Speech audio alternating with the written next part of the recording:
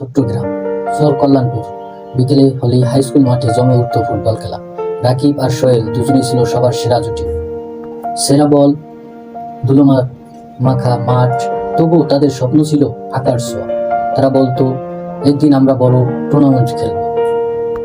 কয়েক বছর পর ইউনিয়ন পর্যায়ে বড় টুর্নামেন্ট শুরু হলো।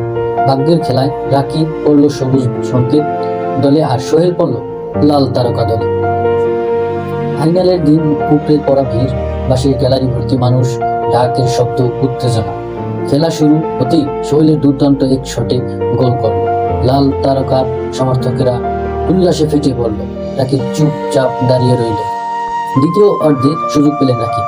ডান দিক থেকে গিয়ে দ্রুত এগিয়ে শট নিল, গোল। স্কোর এখন 1-1। ম্যাচে নতুন উত্তেজনা। শেষ মিনিটে কর্নার পেলেন সবুজ সংঘ। বল ভেঙে এলো বক্সে। রাকিব হেড করলো, কিন্তু বল পোস্টে লেগে ফিরে এলো। বল হঠাৎ রাকিবের সামনেই পড়ল। 1 সেকেন্ড দেরি না করেই শট, গোল। শেষ বাঁশির সাথে সাথে সবুজ সংঘ জয় পেল।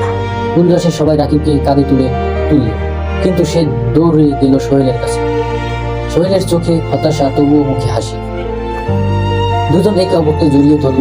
রাকিব বলল, খেলায় জিতলাম আমি, কিন্তু আমাদের বন্ধুত্ব সবসময় জিতবে।